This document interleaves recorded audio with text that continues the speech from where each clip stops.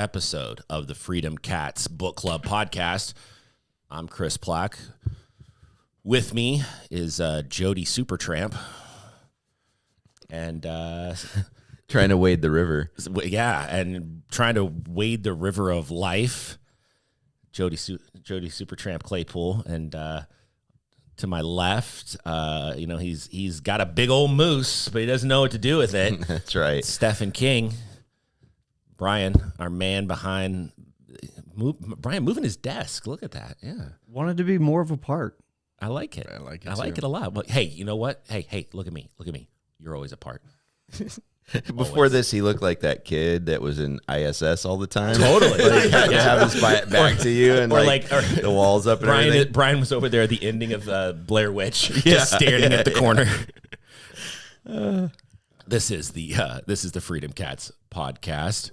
Meow, meow, meow. Wow, worst one yet on the 10th episode. All right. By the way, people love that and they hate it. They love and hate it. Yes, it's perfect. Story of my life. Yeah. Loved and hated. Not really. Mostly hated. This is a content podcast in which 3-4 friends get together and one of us brings something to the table. We discuss it, and at the end, there is a vote. Sometimes the vote is fair, and sometimes you get last week's episode. But that's a whole other thing. Democracy. This week is Stefan's pick. Stefan. Yep. What did you bring to the table, buddy? I brought something a little different. I brought the movie Into the Wild. Hate it. Yeah, that's all right. Just kidding. Just teasing. No, just the same as I said before. Your opinion matters greatly to me. So, Into the Wild, just quick synopsis. It's a 2007 American biographical adventure drama film, and only Sean Penn could come up with that long of a description for what the movie is. He co-produced and directed it. And I did not know that. Now it all clicks, sense. right? Like those super slow panning. Okay, yeah. Now it makes sense. That's probably what I didn't like At most the beginning of the movie when it said directed by, produced by. I don't read. That's fair. Yeah. It was a very old school intro, actually, as I was rewatching it yesterday versus other movies of the time. Like with the whole the stuff popping up at the beginning. Mm-hmm. Like, seems like that's unusual for that era, 2007. Anyway, it was based on a nonfiction book, also Into the Wild, and it tells the story of Christopher McCandless. And midway through the movie, he assumes the name Alexander Supertramp. That's his alter ego, I guess. A man who hiked across North America into the Alaskan wilderness in the early 90s. It's got Emile Hirsch as McCandless, Marcia Gay Harden as his mother, William Hurt as his father, and a few other actors, including Vince Vaughn and Kristen Stewart. All right. That description is really poor, in my opinion. Like, it should have been like he burns all his money and lives homeless for about a year.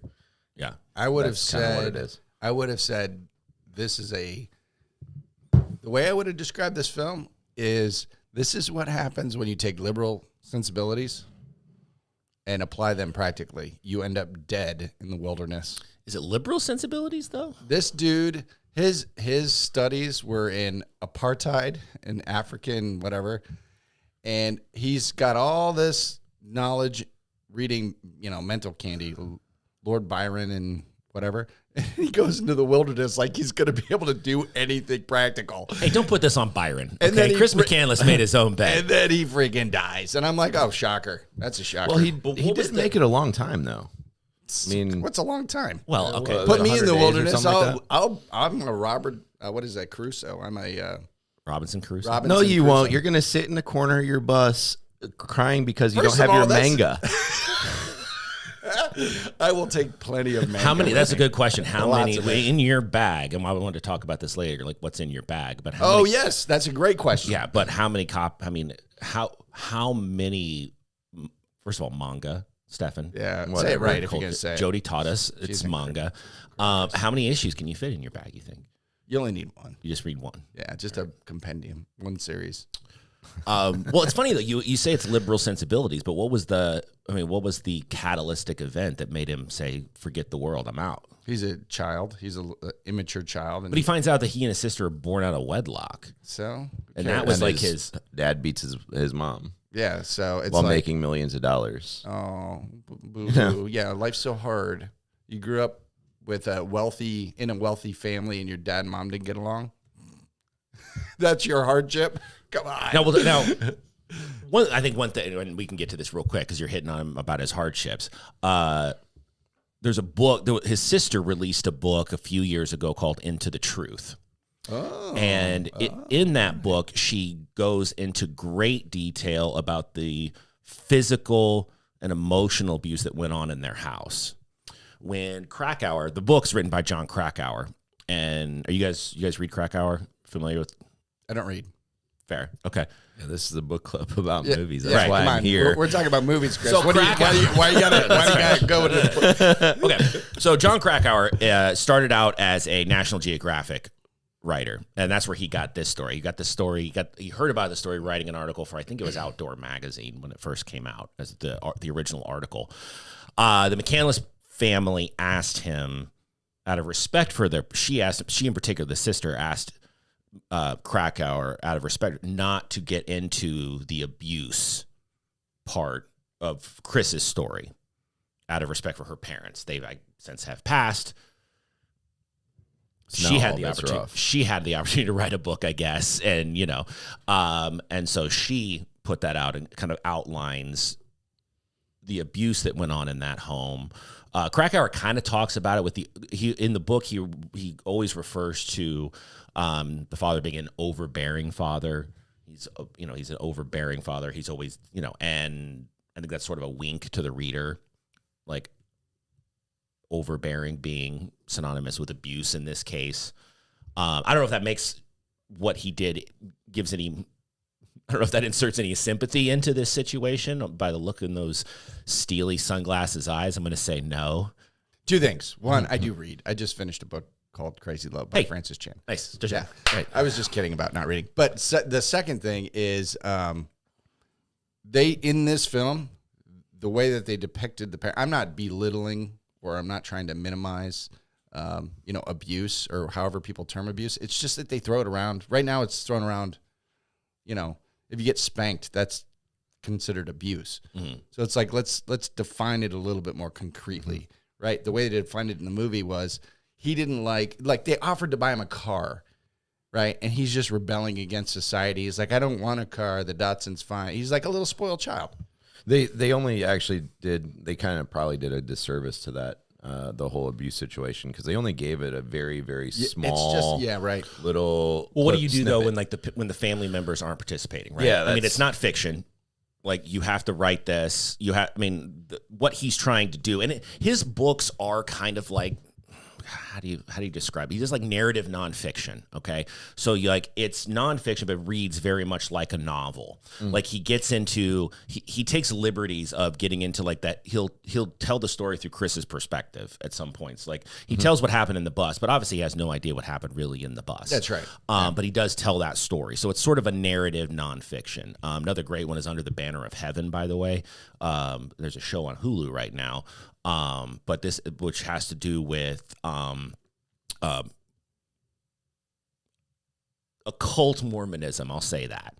And the cool thing about Krakauer is what he'll do in his books is he'll say, okay, so we're going to tell you the story about Chris McCandless, right? But as I'm telling you this, like, okay, Chris McCandless spent some time in South Dakota as I think a grain farmer or something. Then in the book, you'll get a whole chapter, or at least, half a chapter dedicated to grain farming in America and what that situation. He contextualizes everything in a greater narrative historical aspect. So like in a book like Under the Banner of Heaven, it's about a murder that happened in a Mormon family, but then it gets into all of the areas then it gives you a history of Mormonism and the cult side of it and things like that. Krakauer, can't recommend Krakauer enough. That's a book. That's what you're talking about. What's that? No, Krakauer's the author 11 p.m. of Into the Wild. Does this movie, though, and the book, my problem with this movie and the book is this movie very much wants you to see Christopher McCandless as some kind of hero, someone who broke away from the societal norms, who said, no, I don't, you know what, Dad, I don't want your car. My Datsun's fine. I'm going to burn my Social Security card and I'm going on the road. Right. You know? It's such a spoiled child. It's so funny. Well, it's interesting, though, because that is part of the mythos and legend of that is whispered between like 16 and 17-year-olds. Yeah, right. Mm-hmm. It's a complete lack of practical understanding of life, but it's the romantic notion of getting away. Yeah. Right? He's all into the romance, which is, that's why I say it's a liberal sensibility. It's not, there's no practical, nothing solid there. It's just the fanciful idea of living free. Yeah. Like for me, when I was in high school, when I was of that age, it was On the Road and On the Road and Catcher in the Rye. Like those were the two like books that people read that had those sort of noble, I'm going to leave it all behind. Is Catcher in the Rye banned now? Isn't that a banned book from schools? They're not allowed to have that? I think some schools ban it because It's just silly. Well, such a good book. it's just crazy. A couple of serial killers have it in their pocket after they kill somebody and suddenly we're banning the book. I know. Cheese and crackers. Jeez. Yeah. Cheese and crackers. But I think I do think there's a strong desire from this book, from this movie, to make McCandless into like some kind of folk hero. Stefan, what do you think? It's a strong push. I didn't view it that way necessarily. I viewed it as a kid that went through abuse and followed daddy's orders all the way through college, and then says "F you guys." That whole car thing was like his big thumb in his nose at his dad because it was all about the money growing up. I guess that's my take. I guess I'm the hippiest of the three of us. I don't know. Sure. Something like that. Yeah. No, Dude. I think he's not well prepared for going out in the wilderness. At the same time, I also see him as a person that sees value in others to a certain extent. I mean, my thought on the whole travels is the impact that he has on other people's lives. Right. And that's that. I mean, he can be this like depressed kid or whatever, hating his life, but at the same time, other people don't necessarily see that from him. And like giving the quarter to the old guy that's trying to, I'm assuming get back with his wife after he screwed up and didn't have another quarter, and like, oh, I was gonna call my sister, but here you go. That type of thing is what I can appreciate about him. That's where I got all of the value from the movie, was his connection to the other people. Yes. Yeah. I think that's really what a lot of it's about. And then, bringing it right to the end and saying, him writing in the book, happiness is, it's only happiness when it's shared. He finally realizes I'm running away from everything. I want to be alone. But it was all these interactions that actually meant something. That's right. Yeah, that's the big epiphany at the end, which is he was missing the point. Mm-hmm. The point was the journey he was on and the connections he made. Mm-hmm. And he was trying to get into the wild. And it wasn't until that moment that he realized, no. It was the connections with the people along the way that was the valuable thing. Yeah. This movie, it's tough because this is a real guy. And you have those things. That's why I asked this, does this movie want to make McCandless into some kind of folk hero? I mean, I think the answer is yes. Because like those situations, the quarter thing, the one that resonated with you, how do we know? How do we know that that's what happened? Right. Oh, that doesn't matter. Well, no, but it does matter, though. It does matter in a sense. From a film standpoint, the journey, the connection, the meaningful part of the film, what Sean Penn nailed, was the revelation of the connection. So it doesn't matter if it happened or it didn't happen. But it does, because like since this movie was released, 3 people died trying to do what he did. Now, did they take 22s with him and misread a? No, like 3. I mean, seriously. Like, so since they ended up having to move the bus. So the bus isn't there anymore. I'm serious. Like, so, okay, this is. Here, I mean, let me just get it in front of me. But That is hilarious. I had no idea. yeah, 3 people have died. Were they all Emory graduates? No. 2 of them were a newlywed couple. One of them was a Swedish tourist. Oh, dude, the kayaking scene. The when people from Denmark or whatever. Yeah, that was fantastic. No, but this is like after the film's released. No, I know. But that's an important thing because you always knew. That's About, I mean, so funny. okay. This is the I grew up in Alaska Yeah, portion right. of the show. Yeah, right. Growing up when I did, you knew after the 90s, like in high school and college for sure, you knew about the bus. You knew about McCandless' story. I mean, It was on the news. You knew. And there was this morbid kind of, I want to see the bus. Sure, We'll of talk course. about, Of course. you Yeah. know, That makes and- perfect sense. Yeah. I mean, there's this like national thing, and it's just, it's 10 hours north from where I grew up. And yeah, we did. We hiked in. We went to the bus, got pictures in Right. front of the bus, Yeah. and Kodak, Instagram, Yeah. deals. And Right. that was before the movie came out. That was and it was very somber. I mean, it's a weird experience, man, because it's like some guy died here, but then people go and they sign this bus.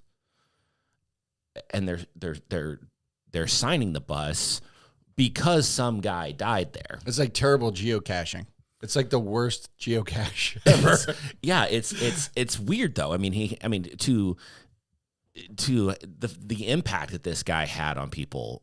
I look at it, I think he's a fool. He's just a fool. Yeah, right. I mean, and it's From a a real complete human being standpoint, it's yeah. a complete disrespect of what it's like to grow up out there. Well, and what it's like. Here's the okay. So let me just hit you with some hilarious irony, right? So this guy likes, according to the film, he prided himself on being this really smart, whatever person who knew a lot of different literature. He dies because he misreads the edible plant book. They right? think, they assume That's the way they yeah, position right, it in the movie. right. I'm like, that's a pretty funny irony, right? It's like you prided yourself on being this great academic, and the thing that's your downfall is you misread the book. Yeah. It's like, okay, that's kind of funny.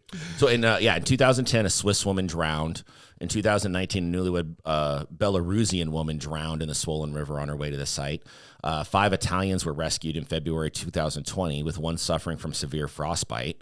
And a stranded Brazilian was rescued in April 2020. In total, 15 search and rescue operations for visitors were carried out between 2009 and 2017. You've got to be kidding me. And think about search and rescue in that sense. I mean, this thing's in the middle of nowhere. It's in sort of the Denali region, Denali National Park region. I mean, this isn't like you're driving to Indy. I mean, there isn't infrastructure. There's nothing there. I mean, you drive to a place, you hike in, maybe you have ATVs or something else, but you hike in to rescue these people. It's helicopters, it's the whole thing. And so they finally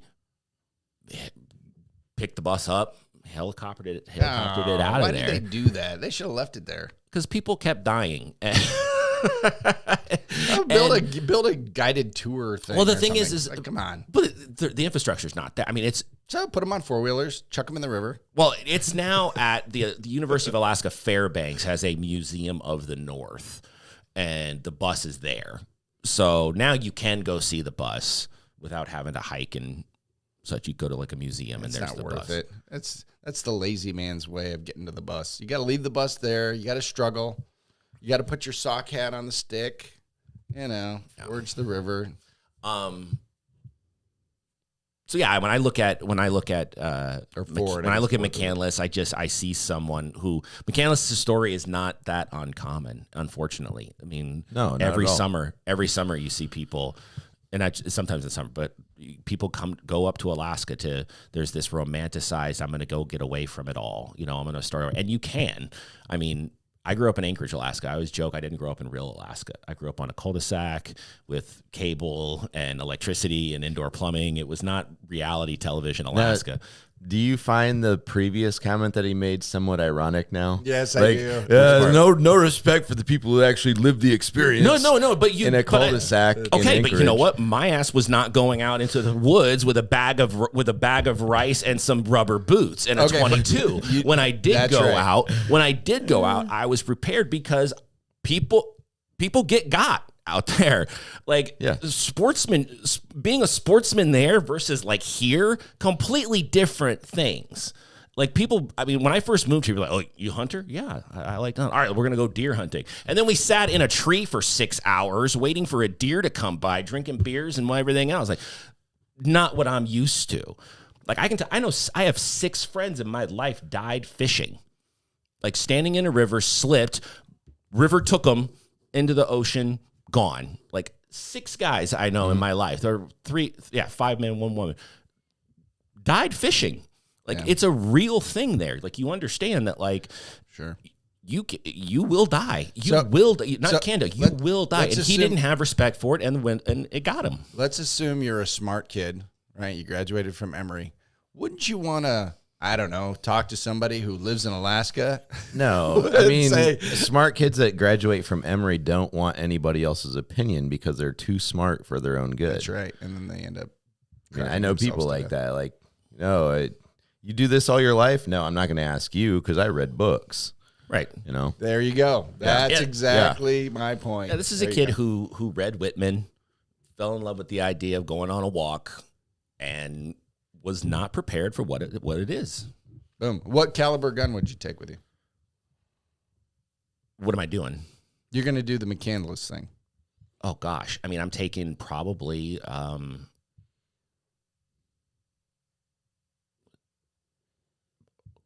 COVID brain's getting the .5. No, A 30-06? 30-06. Yeah, that's a good gun.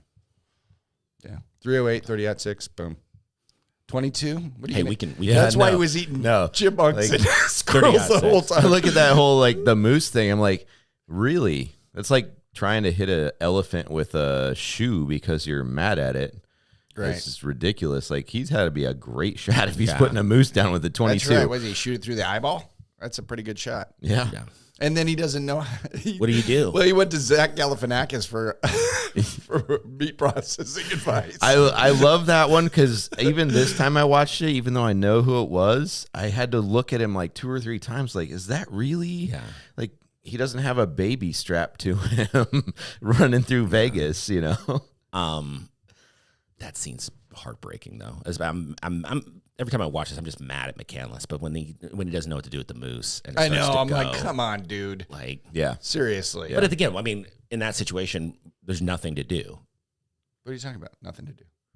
Like when we would hunt moose, you take, we go in on we go on ATVs. You're out there, you get your moose, right, and then you field dress it there. You do everything right there, and we're packing it up and we're carrying it back out, but we're doing everything right. He has nothing. He has no ability to process it. He has no ability. I mean, he's just got a big old moose there. Like, well, his looking at what he did, he had the right idea, but he was just completely incompetent. I don't know why he was moving everything around. Just build the fire right by the moose. Yeah, well, he was meat right on the way fire. over his head. Yeah, he didn't know what he was doing. Right. Could have just picked a leg, and that would have done for a month. You know, as opposed to trying to do the whole thing. What was he doing with the moose head? But that's the thing, and that's the thing too, and that's the interesting thing about the psychology of McCandless, because his leading up to that moment, you would never imagine that he would take that moose if he wasn't able to respectfully deal with it in a respectful manner, utilize utilize everything there. The psychology of McCandless leading up to that point tells you he would never do that out of a moral code, right?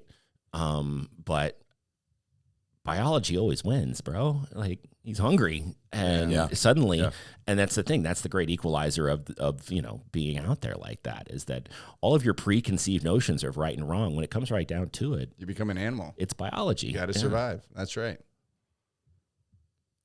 Yeah, 100%. Great soundtrack. Oh yeah, it's killer.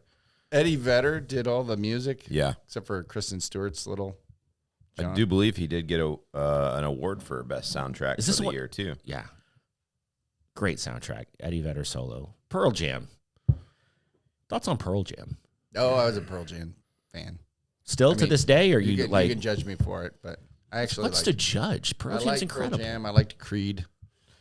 Okay, now there's Yeah. That's you went Pearl Jam to Creed. I wasn't that a was huge just Nickelback or Three Doors Down fan, but I liked Creed and I liked Pearl Jam. wait. Hold on. Wait a second. Why is it that in your like you went Pearl Jam, Creed, Nickelback, Three Doors Down?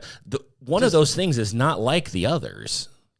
All right, well, okay, Bill Cosby, tell me what's going on here. Well, one of them's like a great all-time American band, Pearl Jam. Okay. And the others are... I mean, I wouldn't have taken and made that jump from Pearl Jam to the others. I would have been like, Pearl Jam, Soundgarden, Nirvana. I mean... I was not a huge Nirvana fan either. Okay. Yeah. But Soundgarden, I wasn't a huge Pearl Jam fan, in all honesty. I'd listen to it for a while, but I felt like this style of music fit Eddie Vedder's voice very well. Yeah. And that's why I really like the soundtrack itself. Pearl Jam's a band, as I get older, I like them more. They've hung around. They've stuck it out, Like they were they're one of those bands that you find right at the perfect age. Like that, when all that was happening, I was like 11 or 12, so like Nirvana, Pearl Jam, but also I remember I was also buying like Criss Cross's CD, and it was like Criss Cross. Remember jump. Yeah. Close backwards. Yeah. Did you do the overalls thing? Yeah, there were two very different things going on in music at that time. Yeah. Like, gangster rap was hitting about its peak at around that same time. Sure.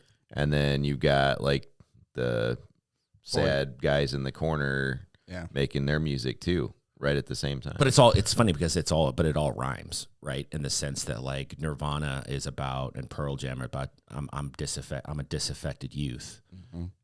A lot of the gangster, like I think about like Dre or is I'm disaffected youth. Mm-hmm. Like the system, two different I'm over here they might be disaffected by their rich parents. The fall of the American. I like how you moved your coffee cup because he's talking with his hands. I saw him getting a little closer to that. Yeah. But if you think about it, though, they're disaffected because the fall of the home, right?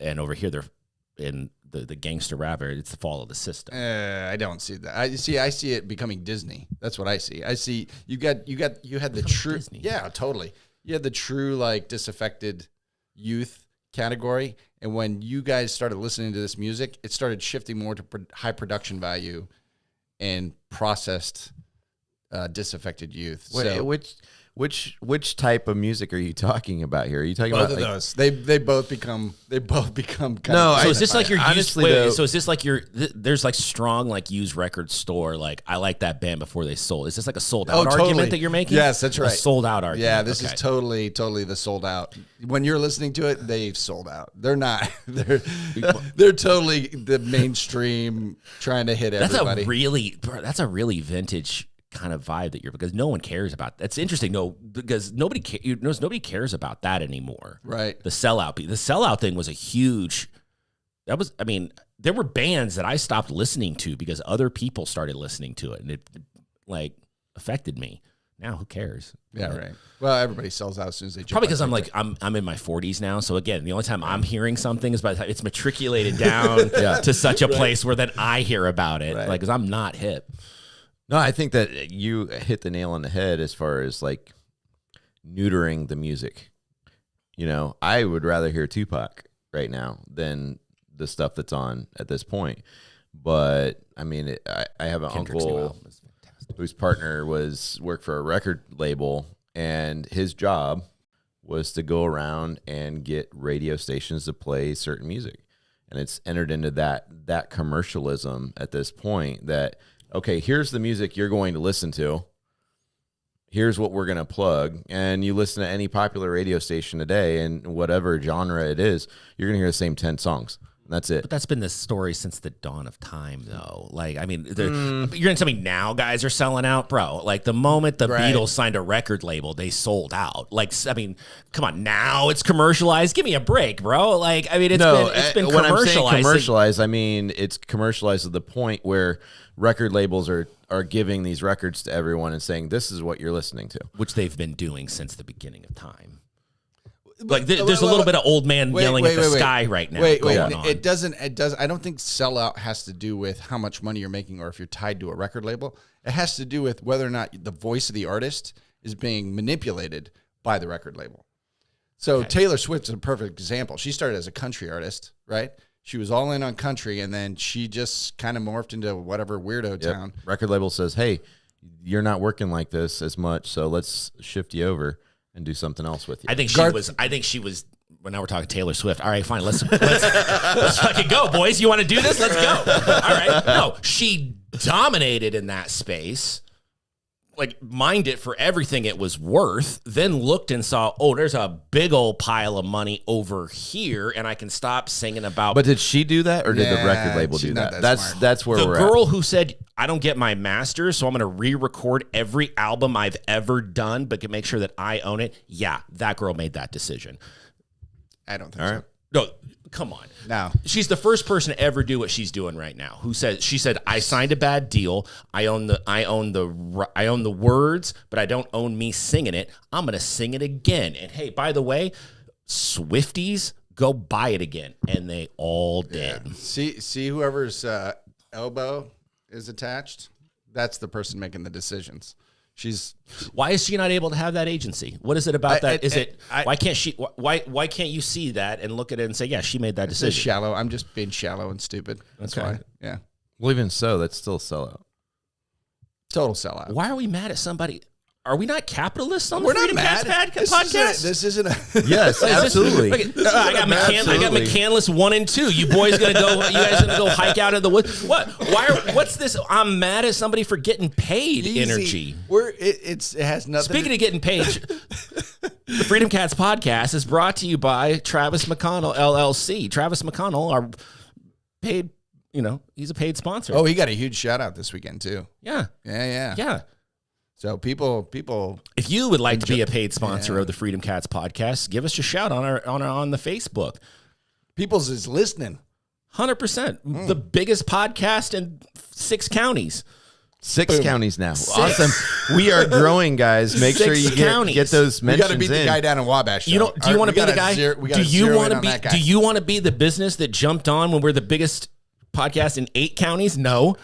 Because then Jody will call you a sellout. Get in now at the ground floor. Whoa. I don't know if I brought this. I think maybe Hipster over here brought it up. I'm not sure. No, you're riding the anti-commercialism train all the time. There's a difference between hippie and hipster. I don't come from it from the Tupac, Wu-Tang, the Wu-Tang Clan. Yeah, Put some respect on their name. Whatever the thing that you guys listen to. No, I come from it as a country aficionado. Like, I like country music. Okay. And country music. What country music? Country music. Yeah. Top 5 country artists. Give me country music you listen to. I want your top 5 country artists right now. Let's go. Boom. Top 5. That's hard. Boom. Well, Garth Brooks is, he is a great artist. Brooks and Dunn, George Strait. I'd probably go with Tracy Lawrence, all the Tracys. All the Tracys. All right, so between those, there's probably, I'm going to say 15 platinum records. Every single one of those dudes sold out. I know. So this is the problem. Yeah. So the problem is, from a country standpoint, you can see when the artists go, like Kenny Chesney is a perfect example, right? When you're looking at Faith Hill and you're looking at Tim McGraw, those are perfect examples. They started out in kind of the roots of country, but then they go commercial, and the music starts to dilute. Like, the message starts to dilute. They don't have a strong message. It just becomes noise. What message are they trying to send? What is the message that you want? Yeah, I want that, patriotic, heartfelt, down in the earth kind of message. So you want post 9/11 country. Like, you want Toby Keith, strap this flag on. Toby Keith is a perfect example of somebody who's just trying to get the money, right? But isn't that a natural? So here's the thing. So, like, you're an artist. I'll go back to my side. Like, of the his art. Red Solo Cup thing, I think, is the truest version of Toby Keith. Like, I Love This Bar is the truest version of Toby Keith. Why doesn't he stick with the the songs he enjoys playing. Because, well, the problem is that, so like early Toby Keith, he's like, I'm going to make it. You're going to hear me on the radio. How do you like me now? Right. That's a guy. Yeah, that's great. Okay. But that's a guy who's hungry. Yes. Right. That's right. Okay. He ain't hungry anymore. That's right. Toby's eating. That's the problem. That's the problem. But as a listener, I don't want to hear multi-platinum recording artist Toby Keith singing about how hungry he is. That's disingenuous to me. Like when I hear rappers talking about the struggle, I'm like, bro, you just signed a deal with Jordan. Like, what's the struggle? Look, Garth Brooks can write these killer albums Like and reference the Chris Gaines album. No, see, there's an perfect example. There's your boy. You're riding that train. But what about that's an example of what I'm talking about. Him going Chris Gaines ruined. Bro, here's what I'm going to say. Everybody's perspective. And we all know Stefan knows this better than all of us. Cocaine is a powerful drug.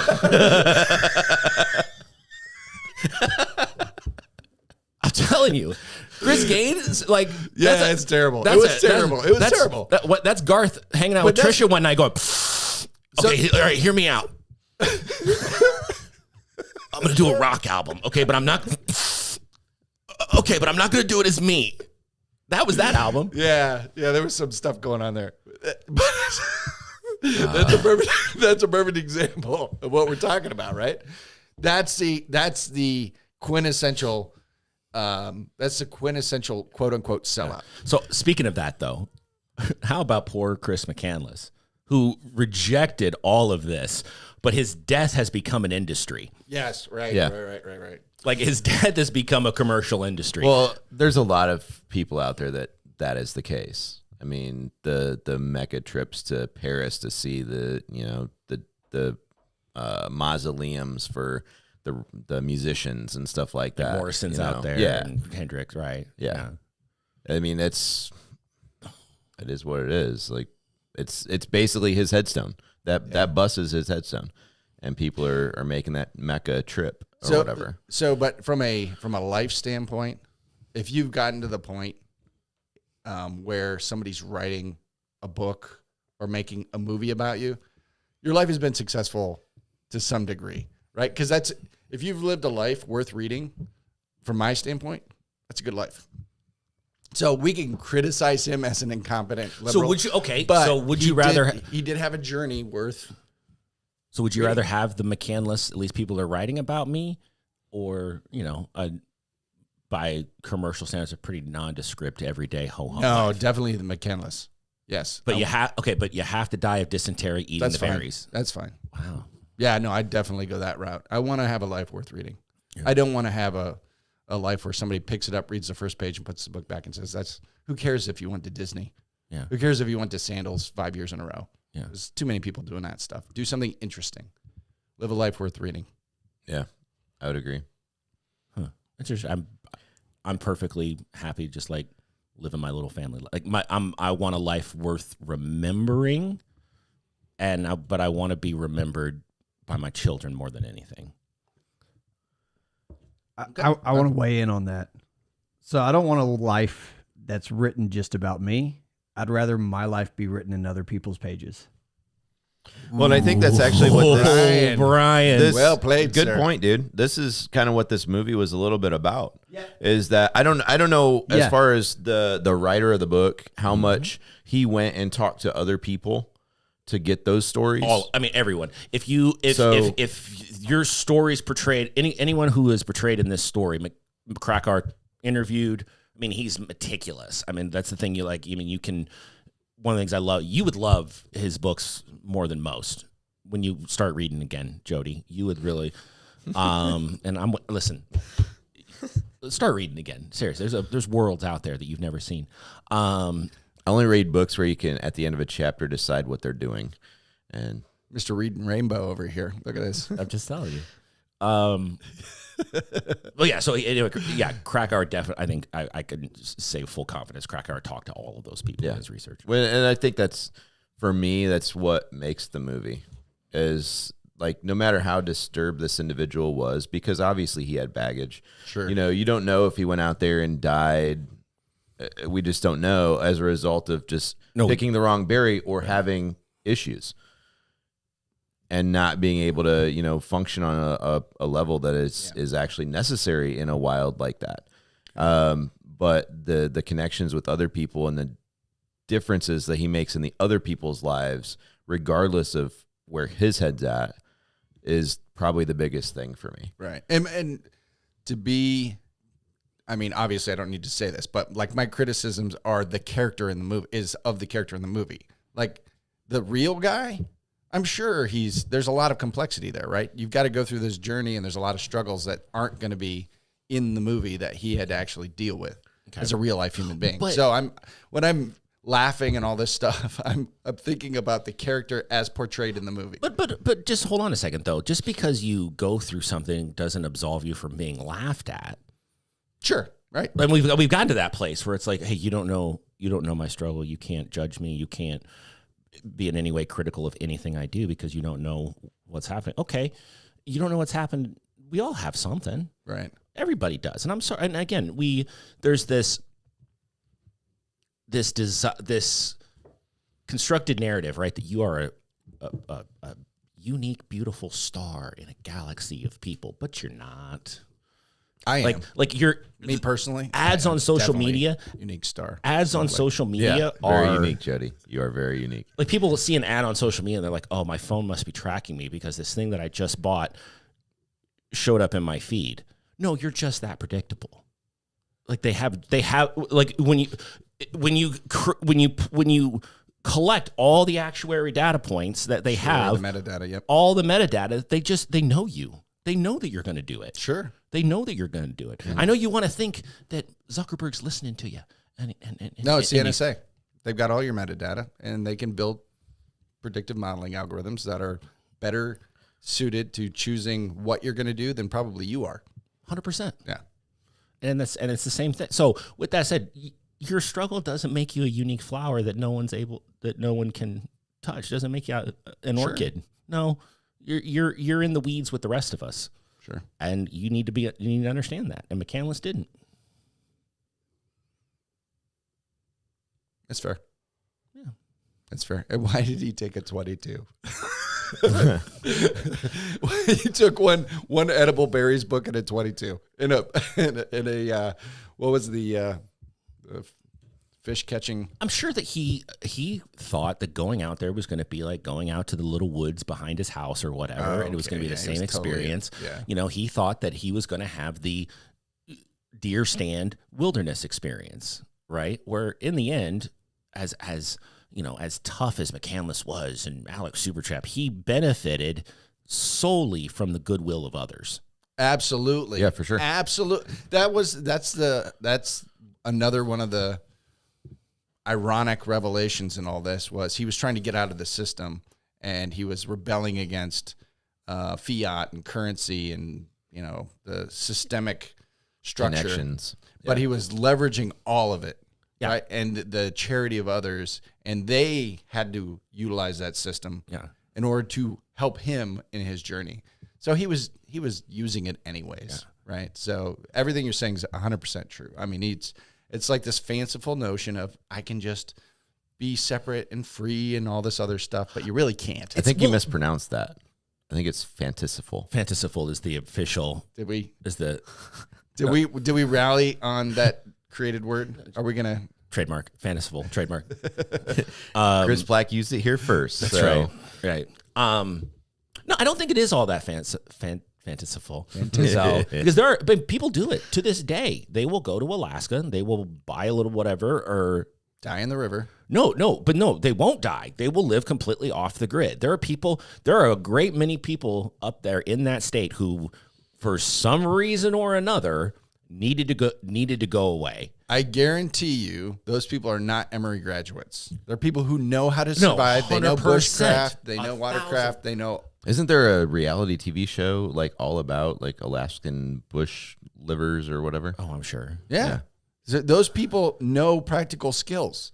Exactly. Yeah. Yeah. There are people out there who are making a go of it and doing just fine, but they know what they're facing every day, and they're prepared for what they're doing. They didn't get off the plane in Anchorage with a pair of boots, a bag of rice, and a 22. That's right. They didn't ride with Catherine Keener and what was her husband or whatever partner's name in that.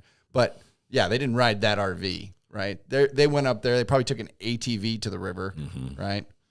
And had, but it's a cool experience though, because every summer, man, right now there are people who are going up there. They're gonna go start a new life. I like the idea. Every year, I mean, guarantee it. There's probably 500,000 people who are going up there this year. And they're gonna give it a go, and they might stay there, they might not. But it's cool that we still have that in this country. Like, how much longer do you think we'll have that?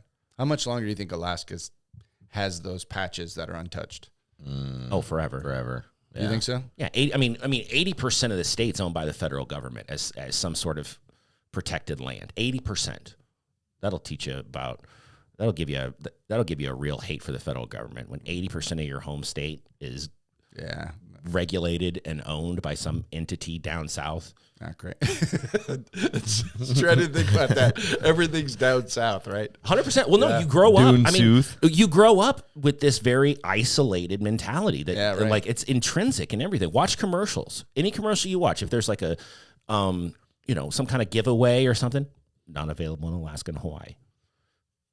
When I was growing up, like a movie came out on, Tuesday. We got it the next Tuesday. It was a week late.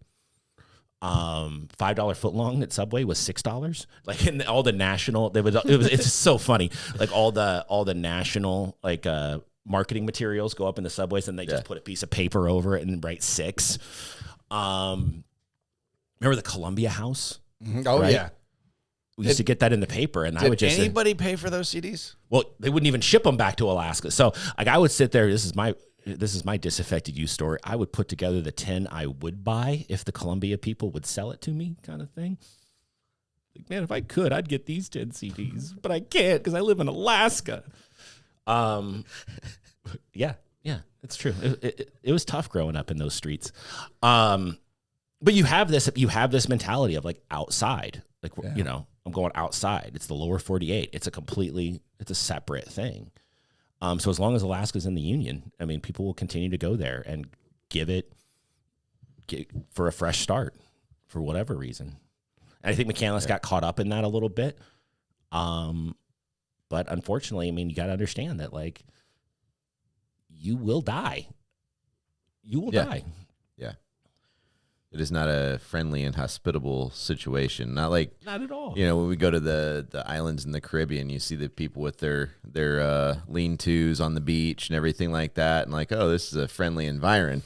No, not Alaska. No, I mean, I serve on this board, the Watershed Foundation, and we had this meeting over the weekend, and they were talking about they wanted to hear your best water story, right? Because it's about serving the lakes and the waterways and stuff. Like, what's your favorite childhood water? I'm in a room full of people who grew up on the lakes in our area, and got to me like, when I was growing up, I was taught the water was to be feared. The water is a terrifying thing that will kill you. We stay away from the water where I'm from, but this lake stories you guys are saying sound delightful. I can't wait to try them out. It's just different. I don't think McCandless respected it. One thing that like kind of capped that for me was when the river really went crazy. When it swelled. Yeah, when it swelled up there. And I'm thinking back, I'm like, this dude, first off, I don't like the permit thing to go down rapids either. Right on, yeah, that was. I agree with you. That was me, my inner hippie saying, "This is the man. This is bull crap. 12 years from now, you can go down the rapids. Who are you to enforce your guidance on my natural wonders?" Anyway, but he goes down through that in a kayak, and they were just talking after he got done about people dying in those rapids, and he does it, and then he can't figure out how to get across a swelled river after forging rapids that are like gonna kill you. I was like, okay, where's this? He obviously put some brain into it. Well, first of all, the way that they portrayed him crossing the river, I think was a lazy move from a movie production standpoint. I guarantee he didn't do that. 100% he did. Yeah. No, he couldn't get across. That's what killed him. The way they portrayed it in the movie was he took his boot and he stepped in the river like there's any chance in hell he's going to ford the river by walking across it at that point. I mean, the river was like, Oh, I see what you're saying. it was like 300 yards, right? It was like a football field, and it was rapids. Yeah. He is not, I mean, All he had to do was look down at it and say, Yeah, "Yeah, he'd be this like, ain't nah, happening. I'm not- We I'm- gotta work around." Yeah. they could have done it a little bit different. They could have had him walk along because he was hungry to get to the other side. He was both hungry physically, but he was motivated to get out of there because he had just had the revelation that he wants to get back into life. So they could have built a short journey where he was walking along the riverway looking for a place to ford, which is probably what happened. And then he was looking for something to cross, like a log or something. And that's where he made the mistake of slipping or broke or something. That would have been a smarter way to tell that story. Well, it's tough telling these, and that's sort of the tough with this thing is like, what allowances do you give yourself? Right. Because you are dealing with someone's, you're dealing with biography, right? And so like, what freedom, as a storyteller, what freedoms do you give yourself? Right. That was just when I die and one of you writes my biography, I give you full freedom. Make stuff up. I mean, because just lean heavy into making up cool things.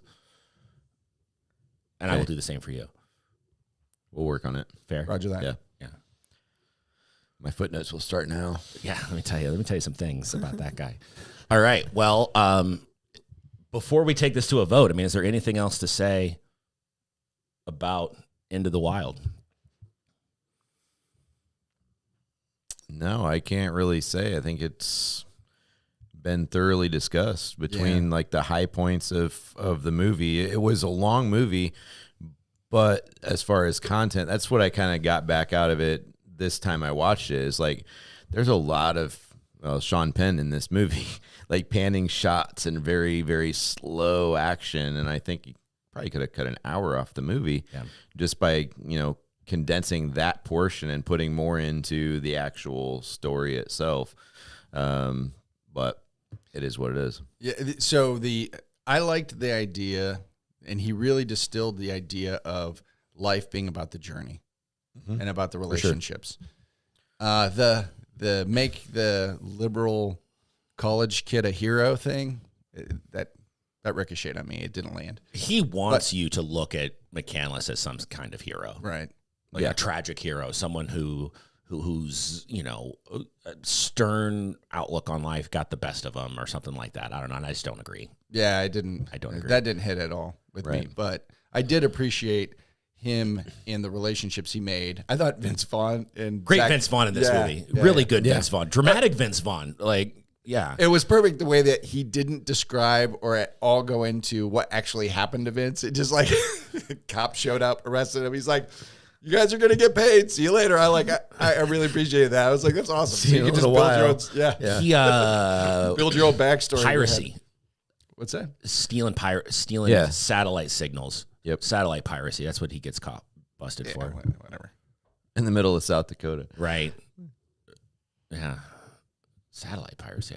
Yeah, because right. Whatever. Seems like that's not the greatest place to proceed in that line of work.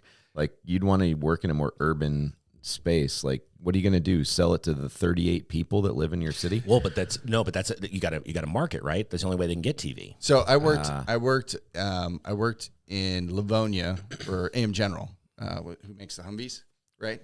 So while I was working there, Michigan, Livonia, Michigan. Yeah, and so while I was working there, there were people who had family members in Canada, and so there was a whole period of time where people were buying direct TV equipment, and shipping it up to Canada.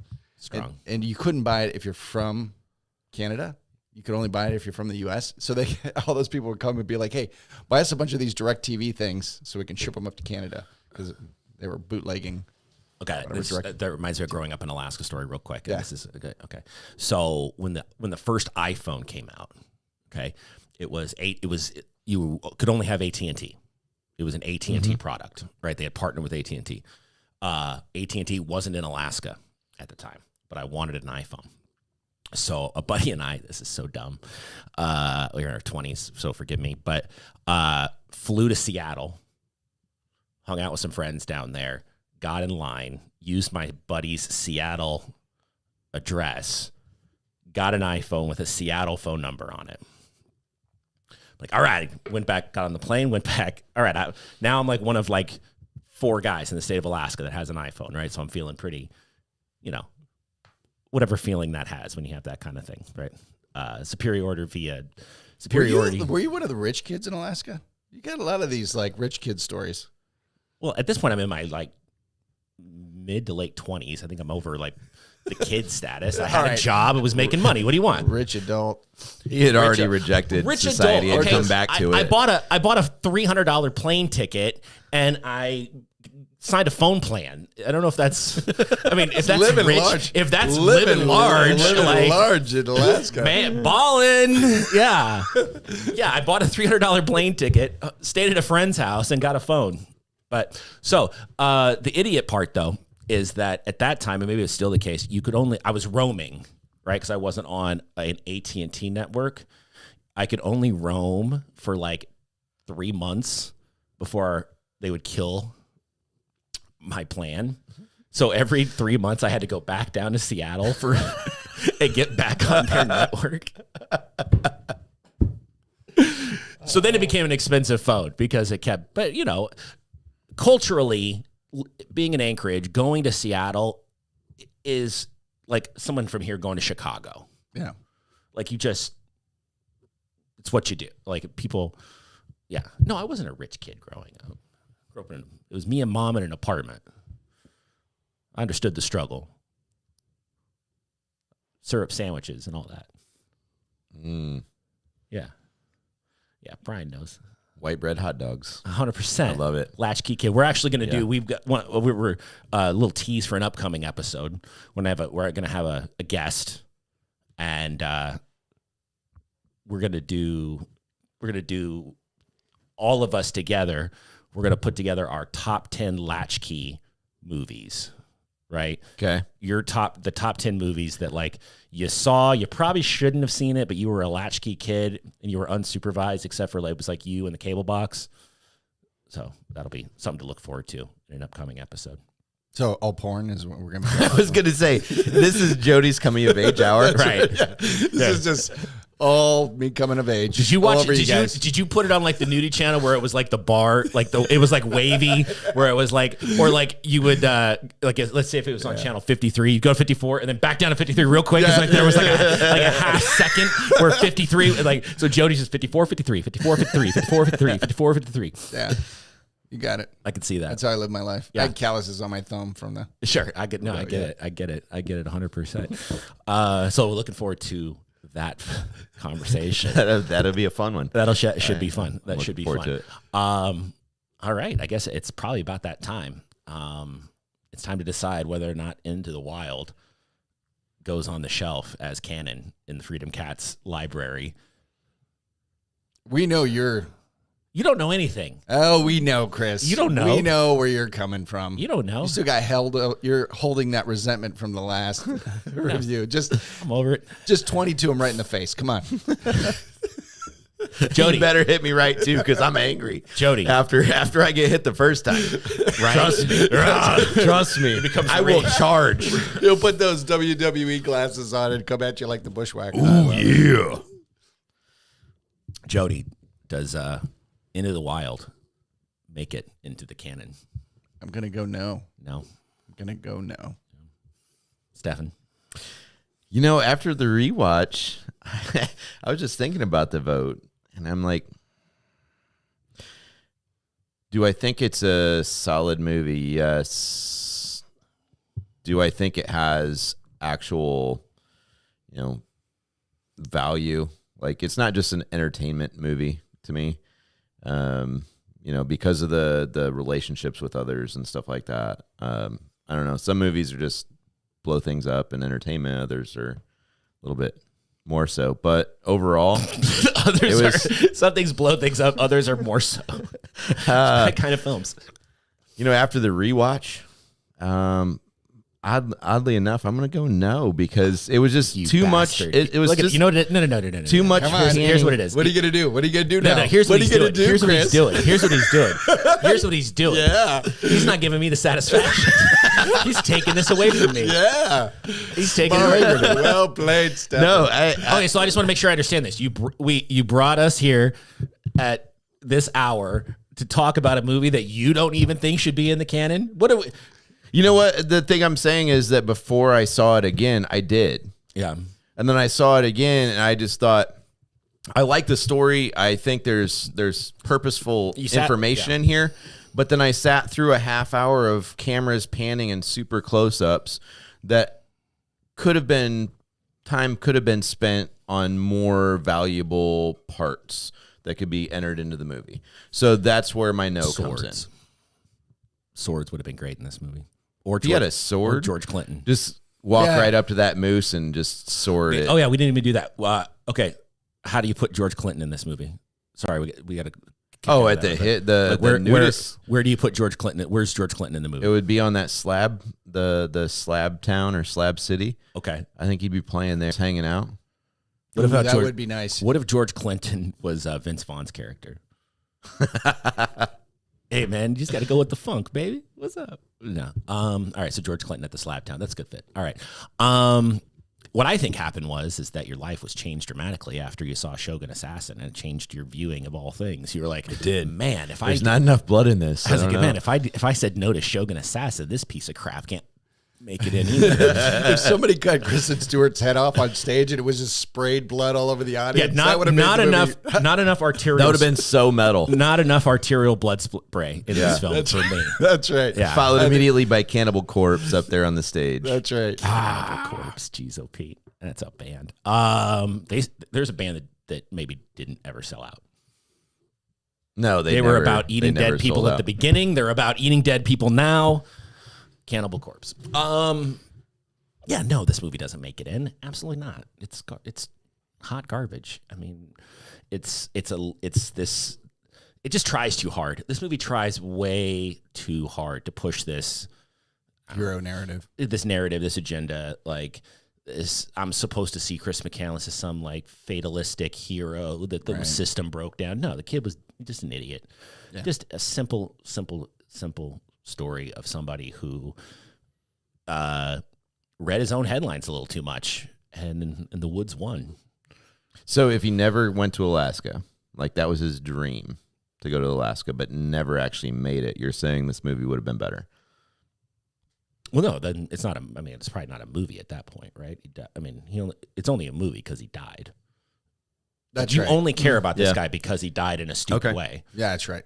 Yeah. I mean, really, that's what makes the unique thing about Chris McCandless is the way he died. Everything else, I mean, come on, he's a disaffected youth that at the age of 17 said, "Oh, what? The system's bullshit." Oh, shocker! Way to go, Newton. Like, yeah. If at 17 you don't have that realization, then that's even more concerning. Right. Like, yeah, I mean, it's a common story. He's the disaffected 17-year-old. I mean, I think there are 4 disaffected 17-year-olds. We just grew up out of it. Like he's not special. The special thing about him is that the way he died. Okay. So no, great soundtrack. If we did like a soundtrack, I'd put the soundtrack in.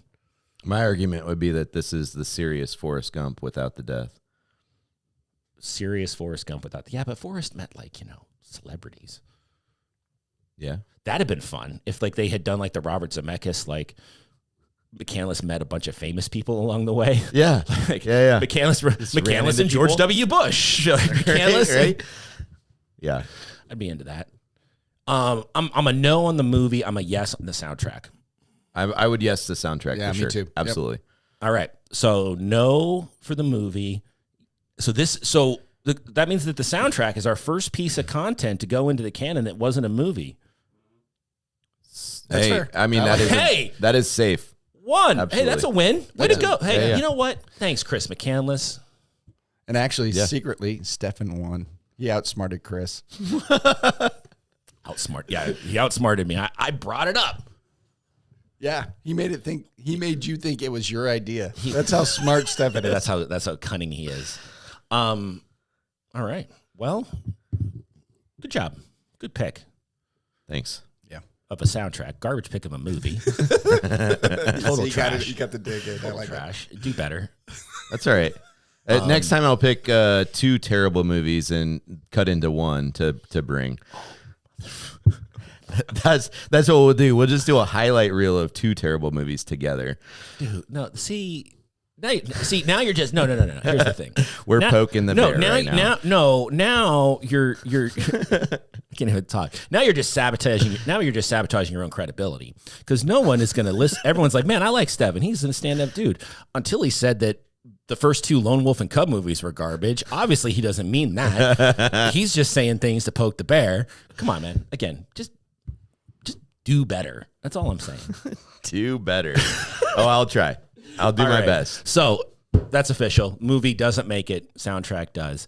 Now, Jody, are you ready to tease out what you're going to do for us next week? Forrest Gump. Oh, wow. Interesting bookend. Forrest Gump. Travel movie to travel movie. Travel movie to travel movie. Yeah. Okay. We have to. I mean, we have to. We have to be able to compare and contrast a, totally fictional Tom Hanks movie to the McCandless. Now, that was based on a book as well, correct? Yes.